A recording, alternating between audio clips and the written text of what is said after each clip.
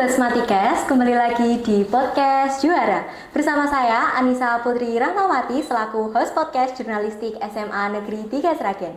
Nah, pada episode kali ini nih teman-teman, kita itu akan membahas topik yang sangat spesial nih, dan itu sangat dekat dengan kita sebagai pelajar, yaitu mengenai digitalisasi sekolah di SMA Negeri 3 Sragen. Nah, pada hari ini kita juga kedatangan tamu yang sangat spesial nih teman-teman, sangat spesial buat kita, terutama untuk warga di SMA Negeri 3 Sragen, yaitu Bapak Arif Nur Hidayat SPD MPD selaku Kepala SMA Negeri 3 Sragen. Nah, beliau ini adalah sosok yang sangat berpengaruh teman-teman mengenai kebijakan dan arah perkembangan di SMA Negeri 3 Sragen. Langsung saja kita sapa ya teman-teman.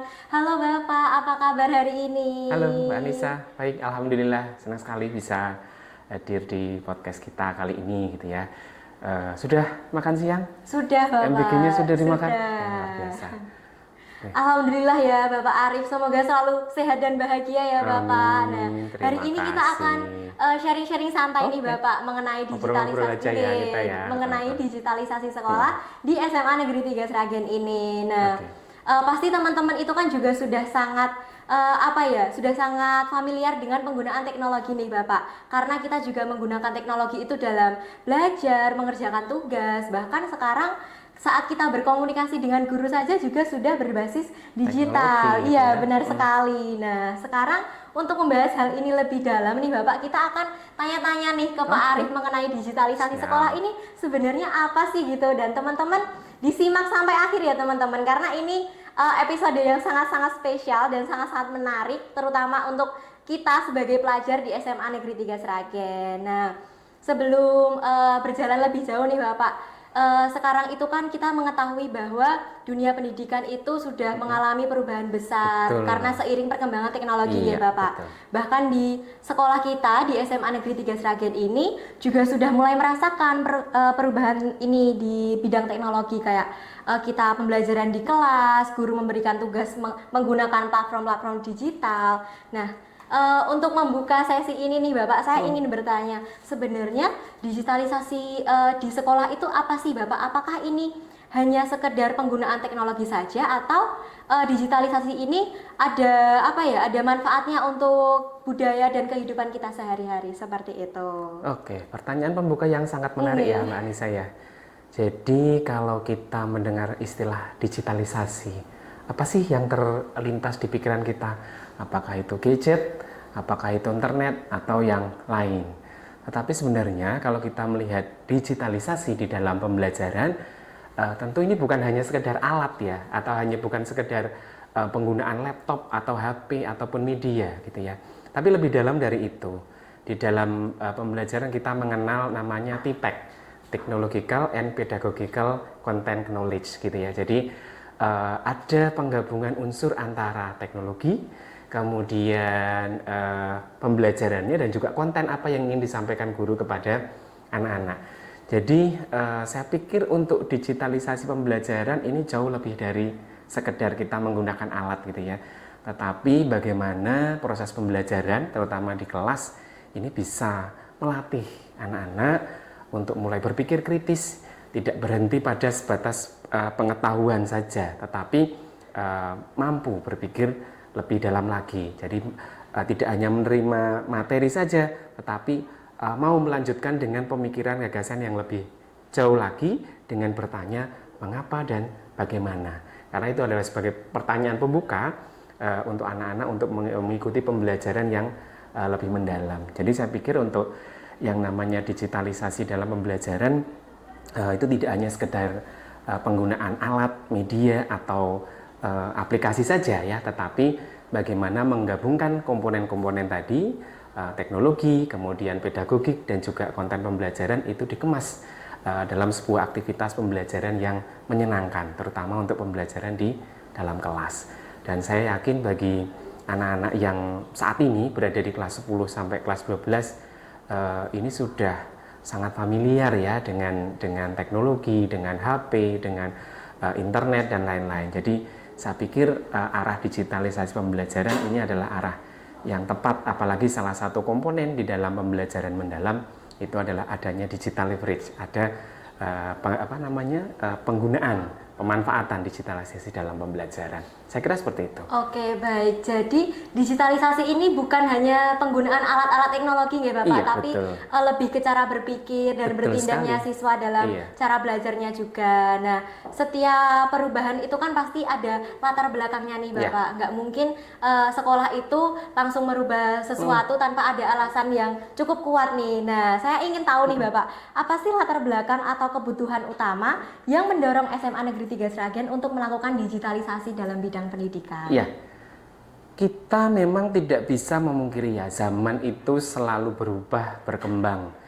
Dan kalau kita melihat trennya dan kebutuhan dari masyarakat begitu ya, saya pikir digitalisasi adalah arah yang tepat begitu ya. Jadi alasan yang mendasari yang utama itu adalah bagaimana sekolah ini bisa terus berkembang sesuai dengan perkembangan zaman begitu. Ki Hajar Dewantara pernah menyampaikan didiklah siswamu atau anakmu itu sesuai dengan zamannya begitu, sesuai dengan kodrat zamannya. Maka SMA Negeri 3 Sragen ini juga harus adaptif begitu. Kata kuncinya adalah adaptif, bagaimana mengarahkan digitalisasi ini menjadi ke arah yang lebih positif, digunakan untuk mendukung proses pembelajaran, meningkatkan kinerja juga ya, terutama layanan kepada orang tua dan juga layanan kepada siswa begitu.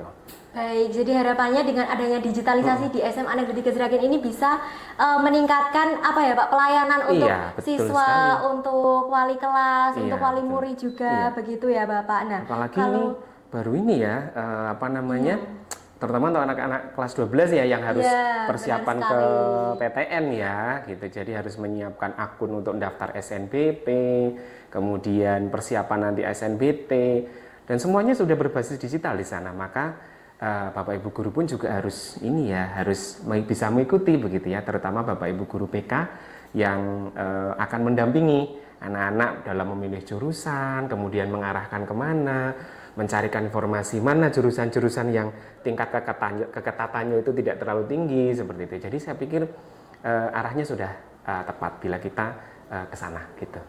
baik, jadi untuk teman-teman tadi ya bisa dipahami pesan dari Bapak Arif bahwa digitalisasi itu sekarang harus kita ikuti dengan baik ya Bapak, karena sekarang itu sudah zaman yang kita harus mahir dengan teknologi. Karena kalau semisal kita tidak mahir dengan teknologi, kita akan tertinggal dengan yang lain seperti itu. Tapi ada satu hal yang harus diingat kembali Mbak Apa, Bapak? yaitu etika dalam digital. Karena kita kan netizen kita itu kadang kan gitu ya, jadi terkenal barbar begitu ya. Jadi kita tidak lupa juga bagaimana untuk menanamkan etika dalam menggunakan sosial media, etika digital itu seperti apa gitu ya.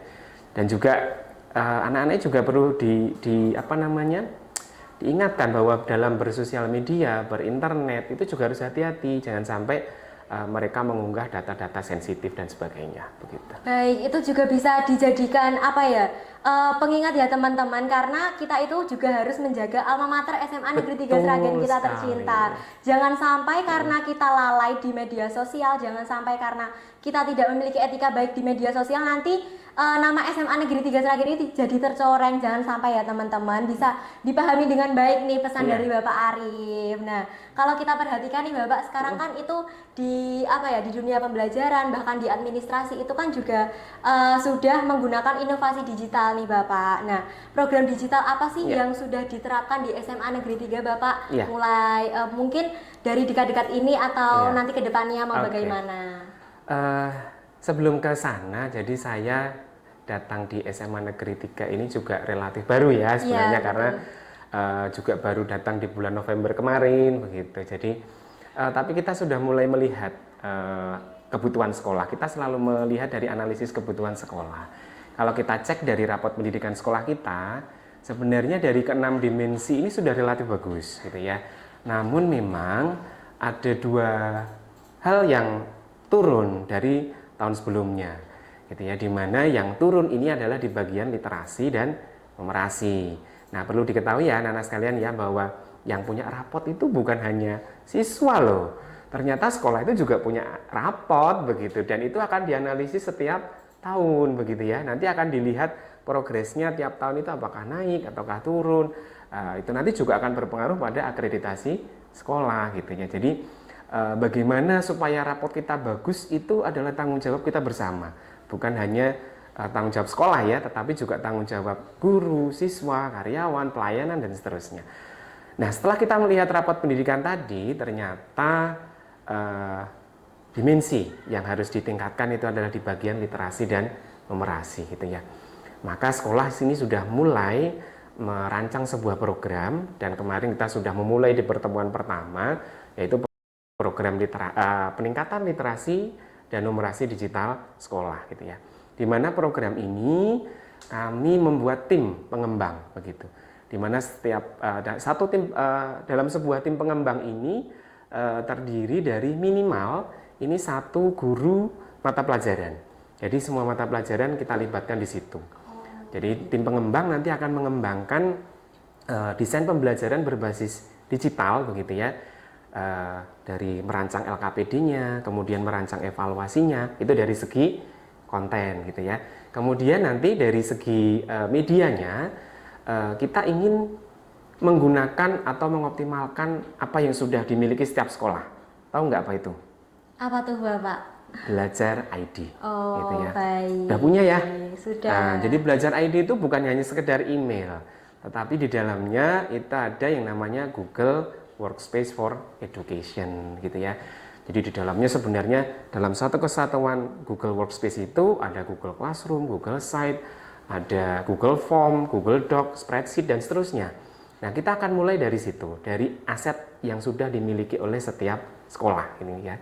Dan mungkin bagi anak-anak yang belum punya, nanti kita bisa buatkan dari operator bisa melakukan deployment, pembuatan akun belajar ID berdasarkan Dapodik gitu ya. Jadi dari segi konten, Bapak Ibu guru ini kita latih bersama-sama lewat kegiatan komunitas belajar untuk pembuatan satu di pertemuan pertama kemarin adalah LKPD gitu ya.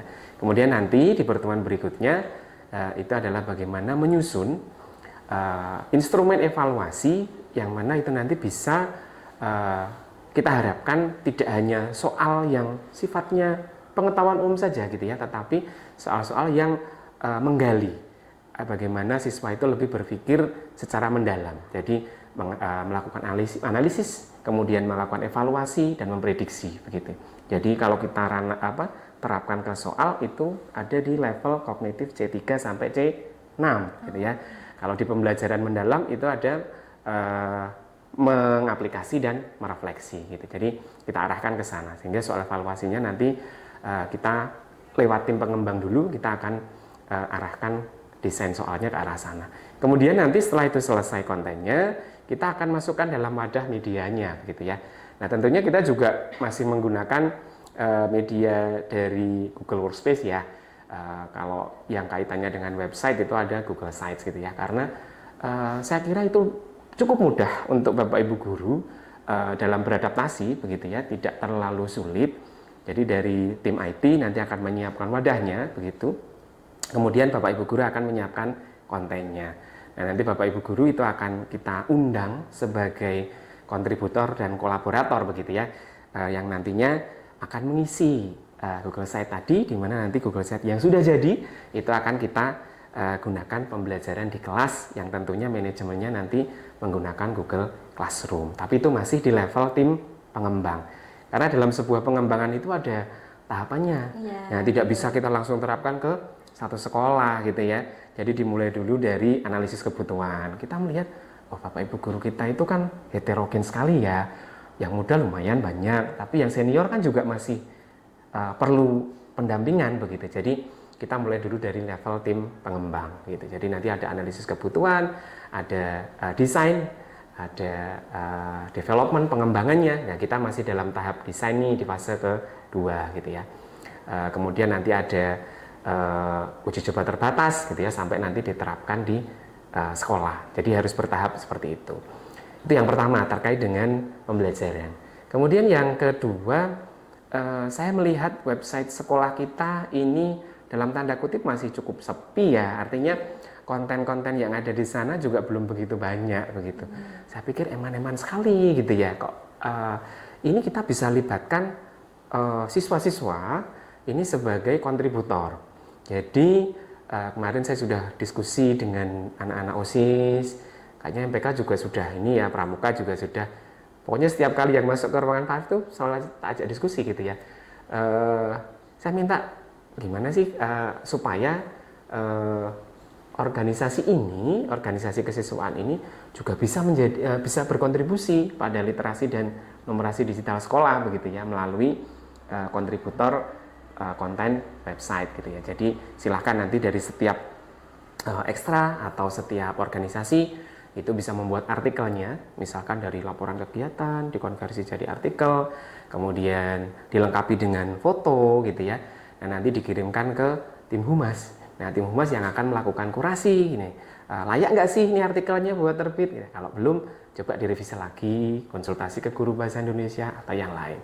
Baru setelah itu lolos nanti akan diterbitkan oleh dari tim humas. Dengan demikian harapannya nanti kita bisa mengoptimalkan sumber daya dari siswa ini menjadi kontributor penulis artikel di website sekolah. Jadi website sekolahnya nggak cuma isinya SPMB aja gitu ya, dan tapi bisa lebih berisi dari tulisan-tulisan dari anak-anak gitu.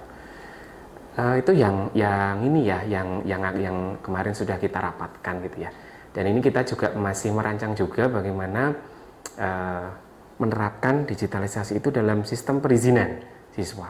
Nah, kemarin ini nih dari WK Kesiswaan dan guru BK sempat ngeluh, anak-anak, Pak, ada loh anak-anak yang nyisipkan surat izin nih buat keluar dari sekolah biar bisa keluar gitu ya.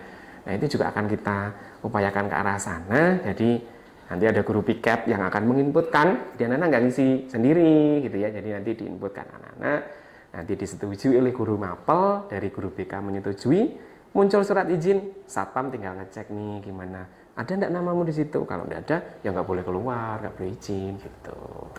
Itu yang sedang kita ini ya. Wah, menarik sekali ya teman-teman, program-program yang sudah direncanakan oleh tim pengembang SMA Negeri 3 Sragen ya Bapak. Iya.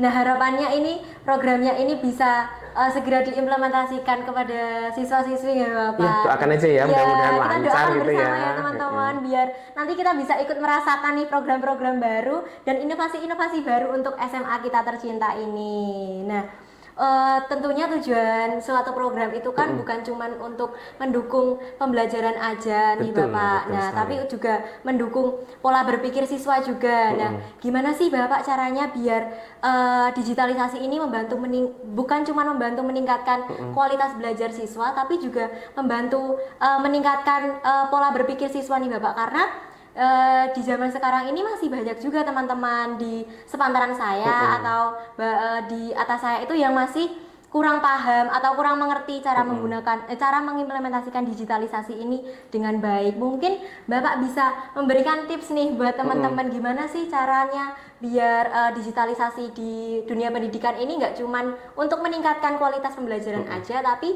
bisa meningkatkan pola berpikir mereka juga. Oke, pertanyaan bagus, menarik sekali ya.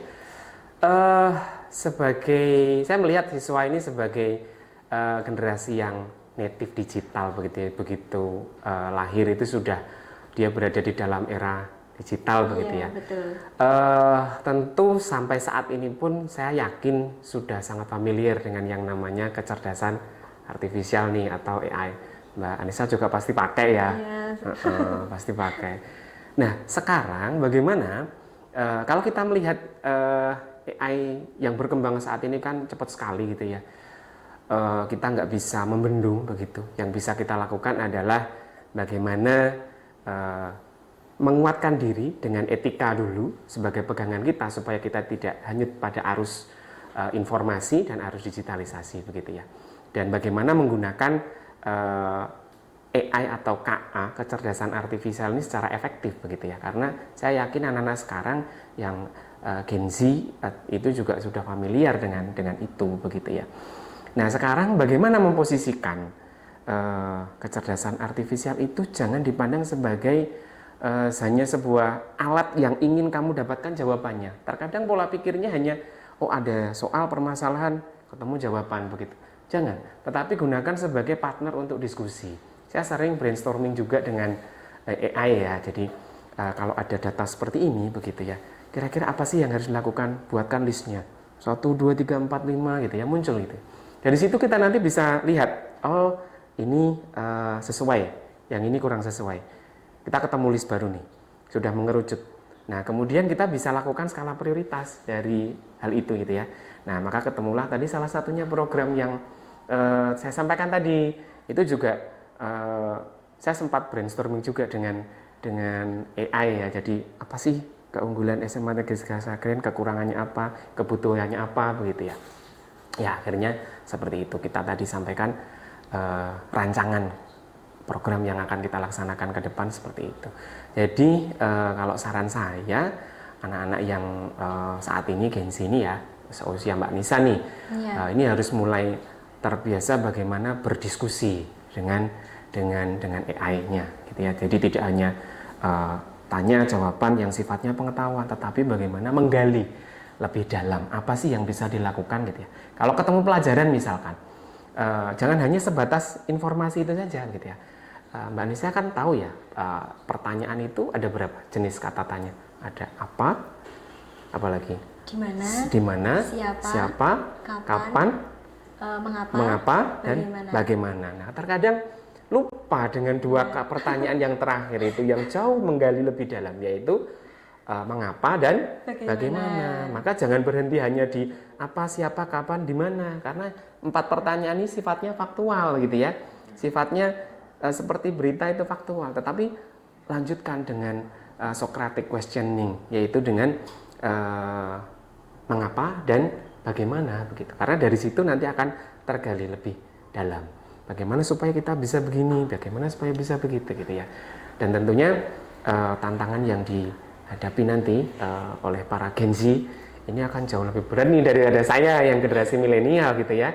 Jadi nanti saya pikir sumber daya manusia yang punya kapabilitas dan bisa berkolaborasi dengan AI itu akan unggul begitu, lebih unggul daripada yang nggak tahu gitu ya. Maka anak-anak sekalian belajar teknik prompting yang baik seperti apa begitu ya, prompting yang baik supaya nanti diperoleh hasil itu juga yang sesuai dengan tujuan yang ingin dicapai begitu ya. Jadi jangan hanya scan saja buat beri jawab pertanyaannya ini jawabannya apa, jangan, tapi gunakan AI itu sebagai partner belajar. Ini misalkan ada soal nih, latihan soal SNBP gitu ya, jangan langsung pakai AI, kerjakan dulu semampunya, baru kalau nanti kamu butuh pembahasan, nah foto, berikan pembahasan, nah seperti itu contohnya. Yang pembahasannya juga bisa detail, nggak kalah dengan bimbel gitu ya. Jadi itu bisa membuat siswa belajar lebih mandiri begitu. Saya pikir seperti itu. Jadi kita harus meningkatkan ini ya, kompetensi kita, tidak hanya sebatas menyelesaikan tugas-tugas sederhana, tetapi tadi kembangkan lebih dalam lagi, jadikan AI-nya masing-masing itu sebagai partner gitu ya. Dan tahu nggak, AI itu juga adaptif loh terhadap kita sebagai pengguna gitu ya. Iya betul sekali. Mungkin kalau yang pertanyaannya sebatas dikit-dikit ya, nanti dia juga jawabnya cuma ya gitu-gitu aja gitu ya. Tetapi kalau kita kritis sama AI-nya kita gitu ya, dia nanti akan menyesuaikan dengan pola kita. Dia akan menjawab dengan pola-pola yang sudah terbiasa kita lakukan. Gali lebih dalam, jangan hanya puas dengan jawaban ini, tapi gali lebih dalam lagi, seperti itu. Wah, itu tips dari Bapak Arif ini sangat berguna ya teman-teman, karena ini pengalaman pribadi saya nih Bapak. Saya itu mengamati teman-teman saya itu banyak sekali yang menggunakan AI itu cuman kayak pengen tahu aja jawabannya, terus langsung di copy paste di bukunya. Yang penting tugasnya selesai, nggak tahu nih hasilnya gimana, nggak tahu penjelasannya gimana, yang penting tugasnya selesai. Nah itu jangan ditiru ya teman-teman, dan kita juga bisa pakai tips dari Bapak Arif ini, karena ini tipsnya itu sangat berguna nih teman-teman, karena ini di zaman kita ini sangat AI itu sangat marak sekali digunakan ya. Jadi kita itu harus pandai menggunakan prompting yang benar juga ya Bapak. Nah, bahkan gitu teman-teman. Bisa loh diajak sebagai partner kita ngomong latihan bahasa Inggris supaya kita bisa lebih fluent lagi ngomongnya. Kadang kan susah ya ngomong bagaimana pronunciation dan seterusnya, itu juga bisa kita latih bareng-bareng dengan AI punya kita gitu ya. Gitu. Ya begitu ya teman-teman, karena sebenarnya AI ini tuh memang sangat-sangat bermanfaat untuk Iya. kita teman-teman, cuman kita itu harus bijak juga menggunakannya, kita harus pintar menggunakannya. Gimana sih biar ini bisa benar-benar berdampak nih buat kita, gimana sih ini bisa benar-benar ngasih wawasan yang baru, ngasih insight yang baru buat kita, seperti itu ya Bapak. Iya betul, dan juga harus ini ya, etika dalam menggunakan AI itu juga betul-betul harus kita perhatikan gitu ya. Karena mungkin Mbak Nisa juga pernah nih baca di sosmed atau mungkin koran digital gitu ya, ada sekolah yang mungkin bermasalah itu karena ada alumninya yang mengganti wajah, face swab dan lain, itu juga harus hati-hati loh. Itu bisa kena UU ITE ya. Jadi jangan sampai nanti anak-anak hanya atas nama bercanda itu mengganti orang ini, diganti dengan fotonya ini gitu ya, dengan wajahnya ini, hanya atas dasar lucu-lucuan begitu ya. Jangan sampai seperti itu. Jadi gunakanlah dengan bijak begitu. Iya, itu tadi ya teman-teman pesan dari Bapak Ari, gunakan AI dengan bijak, karena sekarang ini juga sudah banyak banget nih Pak, kayak kita nulis sesuatu terus nanti tiba-tiba AI-nya itu udah ngasih video, dan videonya itu bener-bener kayak real gitu Bapak. Iya, bener, kayak nggak kayak editan gitu. Jadi kita harus bijak ya teman-teman menggunakan AI ini, dan kalau semisal ada orang yang menyebarkan hasil dari AI juga jangan langsung percaya, harus cari dulu nih sumbernya, betul harus kayak digali dulu, ini bener nggak sih beritanya. Jadi ini sekalian nambah juga itu ya, jadi Iya. AI itu bisa kita gunakan untuk konfirmasi apakah informasi itu betul atau salah. Iya, betul ya, banget. kadang kan kita dapat share-sharean dari grup, bener nggak sih informasinya gitu ya, cek dulu gitu ya, jangan mudah percaya dengan informasi yang kalian terima begitu ya. Kalau dapat informasi ya difilter dulu lah gitu ya, filter dulu bener nggak sih gitu. Nah kamu salah satunya bisa juga dengan memanfaatkan tadi ya, apakah informasi ini benar atau salah, sumbernya mana gitu ya, seperti itu. Nah ini juga ilmu yang sangat penting ya teman-teman, karena kan kita sebagai Gen Z itu kita kan sekarang juga hidup di zaman yang lagi marak-marak banget nih sama AI. Terus orang tua kita itu juga pasti juga merasakan hal ini, kayak dapat kiriman video dari temannya, terus tiba-tiba ikut panik, bener gak sih ini beritanya? Nah kita sebagai Gen Z nih, kita harus belajar cara menggunakan AI itu yang baik tuh kayak gimana, biar kita juga bisa ngasih informasi kepada orang tua kita, kayak ini caranya biar menggali informasi itu kayak gini loh Bu, Pak, caranya biar kita tidak mudah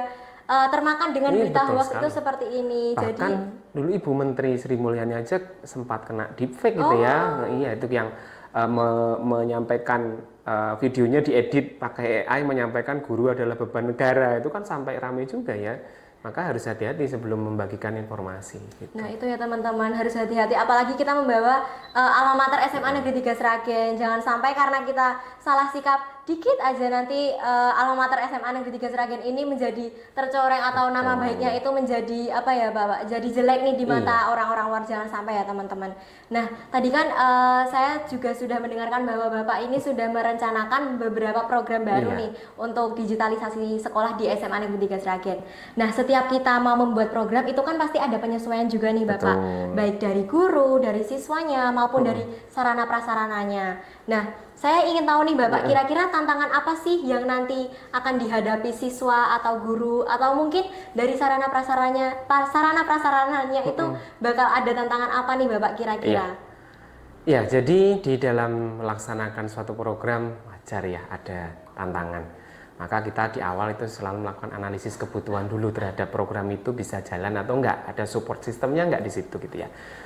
Oke, kalau kita melihat dari guru, tadi di awal juga sudah sedikit kita bahas gitu ya, bahwa Bapak Ibu guru di SMA Negeri 3 Sragen itu cukup heterogen terhadap secara usia gitu ya. Ada yang sudah mau purna, kita aja nanti lumayan banyak purnanya ya, ada 4 guru purnanya di tahun ini, tantangan bagi sekolah juga ya, gitu.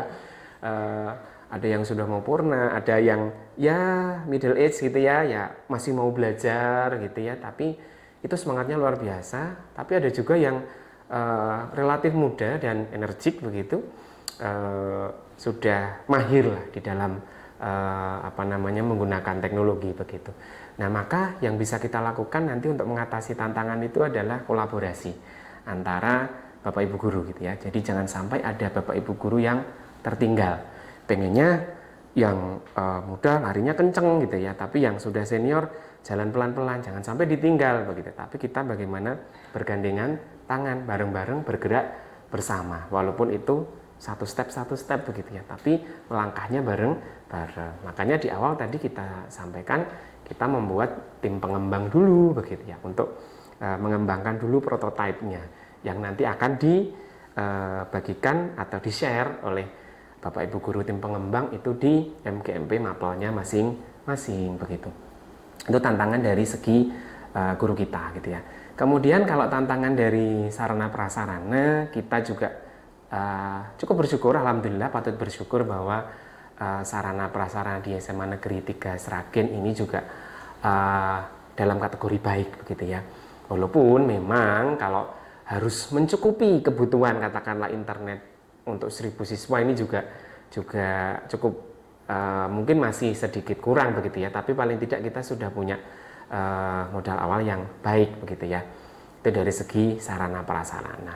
Nah, yang penting juga perlu kita siapkan ke depannya itu adalah bagaimana siswa beradaptasi dengan teknologi begitu ya. Kalau kita ingin menerapkan misalkan pembelajaran digital misalkan dengan LMS gitu ya, tentu juga siswa harus diberikan sosialisasi terlebih dahulu bagaimana menggunakan LMS dan sebagainya. Tapi kalau kita melihat dari bekal anak-anak selama masa pandemi itu juga menuntut siswa bertransformasi ya, dari pembelajaran yang berbasis buku, textbook based gitu ya, ke arah digital. Itu menjadi pengalaman yang berharga bagi anak-anak. Jadi saya pikir kita punya cukup modal yang baik begitu ya untuk ke arah digitalisasi di SMA Negeri 3 Sragen begitu. Dengan ya tentunya harus kolaborasi ya, dan tidak bisa langsung melesat begitu, tapi bagaimana kita jalannya step by step, kita lalui dulu. Jadi step pertama kita baru lalui di tahap tim pengembang, dan tim pengembang sudah melakukan pertemuan dan insya Allah ini akan kita follow up berikutnya. Jadi kontennya kita bereskan dulu, medianya kita bereskan, baru nanti kita terapkan uji coba terbatas di kelas Bapak Ibu guru yang jadi tim pengembang begitu. Jadi saya pikir dengan bergerak bersama step by step nanti kita bisa kok sampai sana gitu ya, walaupun ya pelan-pelan gitu. Jadi bertahap ya iya, Bapak betul, ya. bertahap. Nah, dari tantangan tadi itu kan kalau ada tantangan nih sekolah pasti tidak tinggal diam ya Bapak. Nah, gimana sih strategi pihak sekolah untuk apa ya, biar guru itu tidak tertinggal nih Bapak dengan pesatnya teknologi, karena kan kembali lagi siswa itu kan dibimbing oleh guru. Kalau gurunya itu tidak mengikuti digitalisasi ini dengan baik, otomatis siswa juga tidak dapat mendapatkan bimbingan dengan baik dari gurunya. Nah, bagaimana sih Bapak biar meningkatkan kompetensi digital pada guru agar guru ini bisa berkompeten juga nih, biar tidak tertinggal oleh siswa-siswanya sekarang yang udah Gen Z, yang udah kenal dengan digitalisasi juga. Sebelumnya Mbak Anissa tahu nggak bahwa Bapak Ibu guru itu punya hari belajar? Waduh, saya kebetulan baru tahu hari ini Bapak. Jadi Bapak Ibu guru itu juga ada namanya hari belajar guru gitu ya. Dan salah satu langkah sekolah untuk melaksanakan hari belajar guru selain di MGMP-nya masing-masing begitu ya, kita ingin mengoptimalkan komunitas belajar di sekolah atau kita sebut sebagai kombel begitu ya. Jadi komunitas belajar ini juga masih ada dan diapresiasi juga loh sama Kemdikbudrismen. Bahkan kemarin ada kategori khusus untuk pelopor komunitas belajar, diapresiasi GTK gitu ya. Nah, ini kita juga ingin optimalkan kombel yang sudah ada di sekolah. Jadi Bapak Ibu guru itu juga akan belajar bersama lewat komunitas belajar. Nah, di dalam komunitas belajar nanti salah satunya tadi sudah saya sampaikan program literasi dan numerasi digital. Nah, nanti di situ di komunitas belajar kita akan belajar bersama gitu ya. Terkadang juga kita mengundang narasumber dari luar gitu ya.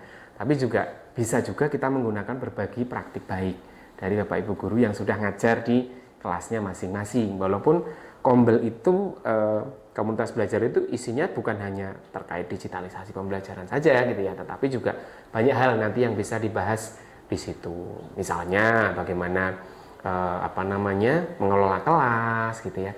Bagaimana membuat istilahnya mungkin alat peraga dan seterusnya. Jadi itu bisa kita optimalkan lewat komunitas belajar, dan alhamdulillah di SMA Negeri 3 Sragen ini sudah ada komunitas belajarnya. Hanya memang perlu kita tingkatkan frekuensi pertemuannya saja begitu. Jadi nanti yang belajar itu nggak cuma siswanya aja nih, tapi juga Bapak Ibu guru juga akan belajar bareng-bareng begitu. Oke, jadi dari yang disampaikan Bapak Arif tadi, saya jujur baru tahu loh teman-teman, kalau ternyata itu ada hari belajar. Iya, jujur saya baru tahu ini nih teman-teman dari Bapak Arif ini, informasi yang sangat menarik dan menambah insight bagi saya pribadi ya, karena saya sebelumnya nggak tahu nih kalau ternyata guru itu juga ada hari belajarnya, itu ada pembahasan-pembahasan tertentunya juga. Nah, selain berdampak pada pembelajaran nih Bapak, pasti kan digitalisasi ini juga berdampak pada manajemen sekolah. Pasti Bapak Ibu guru juga akan merasakan ini ya terutama. Nah, mulai dari administrasi, terus komunikasi dengan orang tua, bahkan kayak layanan akademik kepada siswa itu juga pasti akan diterapkan oleh Bapak Ibu guru. Nah, apakah digitalisasi ini juga mempengaruhi sih Pak sistem manajemen di sekolah kita tercinta ini, yaitu SMA Negeri 3 Sragen, misalnya mungkin dalam administrasi atau komunikasi dengan orang tua seperti itu? Tentu mestinya ada gitu ya. Kalau kita berbicara terkait dengan manajemen sekolah, pemerintah Provinsi Jawa Tengah itu gencar sekali loh menerapkan digitalisasi. Bahkan administrasi kepegawaian Bapak Ibu guru pun juga sekarang sudah digital begitu ya. Bapak Ibu guru punya e-file, kemudian untuk pengelolaan kinerjanya ini juga sudah berbasis digital melalui ruang GTK gitu ya. Jadi mau tidak mau Bapak Ibu guru juga harus ke arah sana gitu, termasuk karyawan. Bahkan untuk evaluasi kinerjanya pun juga sekarang dari BKN sudah berbasis digital. Nah, yang berikutnya itu adalah bagaimana ini nanti bisa meningkatkan pelayanan kepada anak-anak gitu ya, pada siswa. Misalnya terkait dengan perizinan. Tadi sudah saya sampaikan di awal bagaimana supaya surat izin ini benar-benar tertib nih, supaya tidak dimanfaatkan oleh dalam tanda kutip anak-anak yang cenderung kreatif begitu ya, memanfaatkan momen begitu. Kadang ada yang ya masukkan namanya lah gitu. Dan ini layanan yang itu. Kemudian bisa juga nanti kita arahkan untuk ini jurnal 7 kebiasaan anak Indonesia hebat gitu ya. Masih ingat? Masih. Apa aja coba? Itu ada mulai dari bangun pagi, beribadah, lalu makan makanan bergizi, berolahraga, belajar, tidur lebih awal, lalu bersosialisasi dulu ya. Gitu. Ya, dan ini kita juga bisa optimalkan ke arah sana, mungkin dibuat jurnal digital untuk siswa yang nanti orang tua itu bisa mengakses. Misalnya sudah sholat zuhur nih, anaknya sudah sholat belum anaknya, cek di jurnal gitu ya. Oh ternyata di jurnal pakai Looker Studio mungkin ngecek nama anaknya, oh kok belum sholat zuhur begitu. Nah mungkin kita bisa arahkan ke sana. Jadi misalkan ke depan, kemarin saya juga sudah sempat ngobrol-ngobrol dengan Wakasarpra gitu ya. Pak gimana kalau dianggarkan untuk mesin fingerprint nih? Gitu ya. Paling enggak ya minimal 2 lah, nanti dimasukkan ke masjid. Taruhlah di sebelah kiri dan kanan masjid, dan itu ditaruh di dalam box yang dibuka di jam-jam sholat gitu ya. Nah itu nanti kalau pas sholat, anak-anak sholat sekaligus presensi nih, pakai fingerprint. Nah nanti direkap tiap minggunya oleh tim, kemudian tim akan menyajikan data itu lewat misalkan Google Looker Studio atau yang lain gitu. Jadi orang tua bisa mengakses jurnalnya tiap hari, sudah sholat belum nih, sholat zuhurnya, sudah sholat asar belum gitu ya.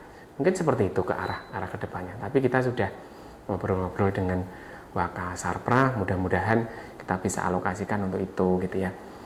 Kemudian tadi saya juga sempat agak lupa gitu ya. Kemarin saya pernah ngomong ke anak-anak OSIS ya, mau enggak kalau ada bootcamp seperti itu, bagaimana menjadi konten kreator yang baik gitu ya, bagaimana memasarkan produk tanpa kita harus punya barangnya gitu. Kemarin kita sudah ngobrol-ngobrol dengan anak OSIS, kalau memang ke depan peminatnya cukup banyak, mungkin kita bisa adakan kegiatan di kesiswaan untuk bootcamp semacam itu gitu ya, untuk memberikan pengetahuan dasar kepada siswa bagaimana menjadi tidak hanya konten kreator saja, mungkin bisa jadi afiliator yang nilai konversi penjualannya bagus begitu. Mungkin kita bisa undang narasumber dari influencer yang mungkin di area Solo Raya itu sudah punya nama nih, atau bagaimana membuat sebuah konten sketsa edukatif gitu ya, walaupun itu di lingkungan sekolah gitu. Mungkin ke depan kita bisa mengarah ke sana. Baik, sangat menarik sekali ya teman-teman, inovasi-inovasi yang telah direncanakan oleh pihak sekolah ini. Jadi mari kita doakan bersama teman-teman biar inovasi-inovasi ini bisa terrealisasikan. Jadi kita bisa ikut merasakan inovasi-inovasi yang sangat menarik ini. Nah, jika kita melihat ke depan nih Bapak, terutama untuk kelas 12 yang sekarang udah mau lulus nih, digitalisasi ini kan pasti sangat penting. Betul. Bagi mereka untuk di dunia kerja, di dunia perkuliahan juga. Nah, bagaimana sih Bapak melihat kesiapan siswa-siswi di SMA Negeri 3 Sragen ini dalam dunia perkuliahan ataupun dunia kerja dengan bekal digital yang mereka miliki sekarang? Ya, jadi ke depan kalau kita melihat perkembangan yang ada, arahnya dari dunia pekerja itu adalah ke arah digital begitu ya. Bahkan sekarang aset investasi pun bentuknya digital gitu ya. Nah, mungkin anak-anak perlu tadi meningkatkan pertama literasinya dulu. Literasi digitalnya dikuatkan. Tentu sebelumnya diawali dengan etika digital gitu ya. Literasi digitalnya dikuatkan, dan bagaimana memanfaatkan apa yang ada itu benar-benar untuk pengembangan kompetensinya. Bukan hanya sekedar lucu-lucuan aja nih, buat stiker, buat gambar lucu, ya itu bagus, itu kreatif. Namun upayakan untuk pemanfaatan tidak hanya sebatas itu, tapi gunakan apa yang ada itu sebagai, misalnya AI tadi sebagai partner untuk belajar, terutama untuk anak-anak kelas 12 nih yang mau ikut SNBT mungkin ya, yang mau ikut SNBT, coba mulai dari sekarang latihlah. Kalian itu tidak perlu banyak sih soalnya, satu hari 3-5 soal cukup gitu ya. Yang penting konsisten, karena yang berat itu konsistennya. Mungkin di awal kita menggebu-gebu ngerjakan langsung 20 soal, gaspol, oke. Tapi setelah itu apa? Nah, drop lagi semangatnya. Daripada seperti itu, mending satu hari itu targetkan 3-5 soal untuk belajar gitu ya. Belajar soal-soal SNBT gitu ya. Cari informasi dari berbagai sumber, kerjakan. Atau mungkin bisa minta bantuan AI untuk membuat soalnya sendiri. Kamu bisa loh membuat soal sendiri. Katakanlah seperti ini. Ada satu soal yang sudah valid, itu adalah soal SNBT gitu ya. Kamu ambil screenshot atau copy soalnya, kemudian minta bantuan AI-nya untuk menduplikasi, buatkan soal yang dengan tingkat kesulitan serupa dengan variasi yang berbeda begitu. Buatkan tidak usah terlalu banyak, 3-5 soal cukuplah, dengan konsisten setiap hari dikerjakan. Dengan begitu kamu akan memposisikan teknologi atau khususnya kecerdasan artifisial ini sebagai partner dalam belajar, bukan hanya sekedar mencari jawaban, tetapi sebagai partner dalam belajar. Jadi namanya, kalau dalam prompting namanya teknik view shot. Kita memberikan pola dulu ke AI, baru AI minta buatkan lagi yang serupa dengan pola yang sama, tingkat kesulitannya ini, opsinya ini, diawali dulu dengan bacaan. Nah, bisa sebenarnya anak-anak itu kreatif menggunakan gadgetnya, apalagi sekarang hampir semua ya gadget sudah ada AI-nya gitu ya. Manfaatkan itu untuk kegiatan peningkatan kompetensi diri gitu. Jadi tidak hanya sekedar lucu-lucuan aja, buat video menarik, buat video itu bagus, nggak masalah. Tapi upayakan penggunaan teknologi itu sampai ke arah sana, tidak cukup hanya sekedar sebagai, ya jangan hanya sebagai lucu-lucuan aja. Dan juga ini nih, supaya kamu bisa meningkatkan kompetensi, harus punya manajemen waktu yang baik gitu ya. Terkadang kita itu lupa waktu sama ngegame. Kalau sudah mabar sama temennya mau sampai jam 2 malam ya gas ayo aja gitu ya, jangan sampai seperti itu. Jadi harus punya manajemen waktunya kapan, mabarnya kapan, belajarnya kapan, begitu. Punya manajemen diri. Kamu bisa juga pakai AI untuk membuat schedule list. Tiap hari itu harus ngapain gitu ya. Oh, dari pagi sampai jam sekian, sekolah gitu ya. Belajarnya kamu tempatkan di mana. Tapi saya juga harus ada waktu nih main sama teman begitu ya. Entah itu lewat mabar atau mungkin olahraga fisik, futsal kayak, atau aktivitas yang lain tuh juga jauh lebih bagus. Dan saya lihat anak-anak sekarang mudah-mudahan gitu ya, nggak cuma rebahan aja gitu ya, tapi juga lebih aware dengan kesehatannya. Coba join ke komunitas lari atau jalan atau komunitas angkat beban atau apalah yang itu juga meningkatkan aktivitas fisik dan sekaligus mensukseskan program kementerian terkait dengan 7 kebiasaan anak Indonesia hebat, yaitu rajin berolahraga. Rajin nggak olahraga? Kalau saya sih kadang-kadang sih Bapak, kalau ada waktu luang, kalau semisal libur gitu biasanya lari sama kakak. Oh iya, bagus. Pertahankan ya. Pak Koja juga olahraga. Iya, itu ya teman-teman, tips dari Bapak Arif ini sangat bermanfaat, terutama untuk tadi nih buat kelas 12, karena bentar lagi ya Bapak ya, bentar lagi kelas 12 ini akan menghadapi dunia yang lebih serius lagi, entah itu di dunia kerja maupun di dunia perkuliahan, atau mungkin nih nanti ada yang mau ke kedinasan juga. Jadi bisa dipersiapkan dari sekarang. Yang penting tadi kuncinya konsisten ya Bapak, konsisten ya kakak-kakak. Sedikit tapi konsisten tuh jauh lebih baik daripada kamu gaspol tapi nggak konsisten. Iya betul sekali. Jadi ini bisa diterapkan ya kakak-kakak, karena belum ada kata terlambat ya, tidak ada kata terlambat untuk belajar. Jadi mumpung ini masih ada sedikit waktu untuk mempersiapkan SNBT, itu bisa dipersiapkan dari sekarang untuk kakak-kakak kelas 12. Dan untuk teman-teman yang lain juga tadi bisa mulai digencarkan lagi program dari Kementerian Pendidikan mengenai 7 kebiasaan anak Indonesia hebat. Nah itu bisa mulai digencarkan ya teman-teman. Jangan males-malesan, jangan cuman rebahan-rebahan aja di rumah. Nah, tanpa kita sadari sebenarnya ini kita sudah ada di akhir sesi nih Bapak. Nggak terasa ya? Iya, tidak terasa ya. Kita sudah di akhir acara. Nah, sebagai pertanyaan penutup nih Bapak, kita ingin tahu nih harapan Bapak untuk SMA Negeri 3 Sragen ini ke depannya. Apa sih harapan dan visi Bapak untuk SMA Negeri 3 Sragen ini, untuk apa ya Bapak? Biar Semaga itu kan punya jargon Semaga juara. Nah, biar ya, Semaga itu lebih juara lagi nih Bapak. Apa sih harapan dan visi Bapak untuk SMA Negeri 3 Sragen ini? Ya, jadi saya ingin ke depan kita itu bisa berkolaborasi jauh lebih dalam lagi begitu ya. Karena kemajuan sekolah itu tidak hanya ditentukan oleh gurunya saja, tidak ditentukan oleh siswanya saja, tapi dari kolaborasi dari semua komponen dan warga sekolah di dalamnya begitu. Jadi nggak bisa nih yang maju cuma gurunya saja, yang maju cuma siswanya saja, tapi kita maju bareng-bareng berkolaborasi begitu. Jadi saya ingin kalau ada sekolah ini membuat sebuah program, yuk mari siswa juga proaktif, sukseskan kegiatan ini. Misalnya kita ingin ada sholat duhurnya berjamaah nih gitu ya, karena itu juga bagian dari 7 kebiasaan anak Indonesia hebat gitu ya. Ya mari kita sukseskan ya, karena mungkin masjidnya masih lumayan kecil, ya giliran mungkin di jadwal dari anak OSIS punya inisiatif untuk manas dulu nih yang jadwal yang sholat dulu katakanlah. Jadi tidak hanya sekolah membuat program saja, tetapi juga siswa menyambut baik program yang dicanangkan oleh sekolah gitu ya. Dan sebaliknya, Bapak Ibu guru juga perlu belajar lagi begitu ya, karena tadi anak-anak ini perkembangannya cepat sekali begitu ya. Bapak Ibu guru juga harus mau belajar, bukan berarti harus menjadi sempurna ya, tetapi paling tidak mau berubah, belajar bertahap ke arah sana. Jadi dengan kolaborasi yang baik antara guru, kemudian siswa, dan juga dengan orang tua begitu ya, tentu ini nanti akan membawa kemajuan bagi sekolah gitu. Jadi saya pikir kata kuncinya sih salah satu kata kuncinya adalah kesadaran dan kolaborasi bersama.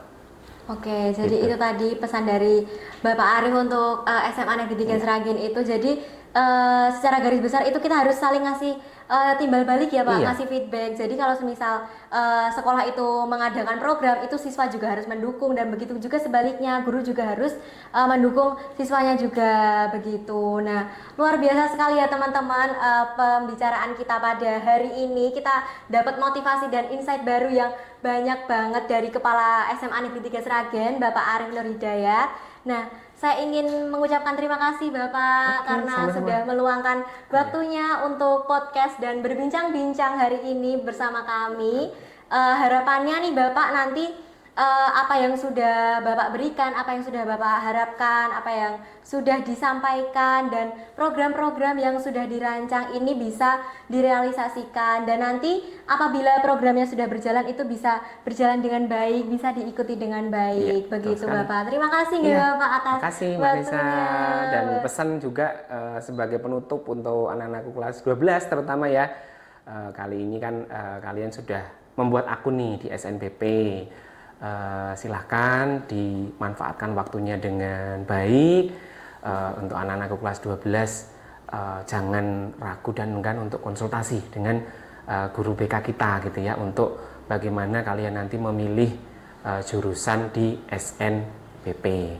Kemudian yang ingin ikut kedinasan dan juga SNBP harus siap-siap mulai dari sekarang. Dan untuk anak-anak kelas 10 dan kelas 11 tetap semangat, rencanakan masa depan kalian dari sekarang.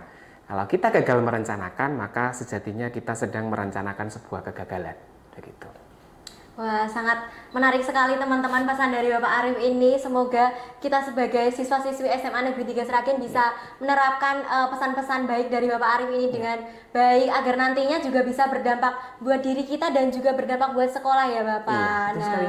Betul ini teman-teman. Nah, buat teman-teman tadi yang menyaksikan episode podcast kita hari ini, jangan lupa nih diamalkan, diterapkan pesan-pesan dari Bapak Arif. Jangan sampai ditinggalkan ya, karena tadi pesan-pesannya sangat inspiratif nih, bisa meningkatkan motivasi dan insight buat kita. Nah, mungkin cukup ini saja Bapak episode bincang-bincang kita Oke, pada Mbak hari Nisa, ini. makasih. Sangat menarik sekali Bapak, saya juga dapat insight baru nih, jujur saya dapat pengalaman-pengalaman dan wawasan baru dari Bapak Arif. Saya sekali lagi mengucapkan terima kasih atas waktu yang telah diluangkan untuk hadir di podcast kita hari ini. Dan saya, Anissa Putri Rahmawati, selaku host podcast jurnalistik SMA Negeri 3 Sragen, pamit undur diri. Sampai jumpa di podcast selanjutnya.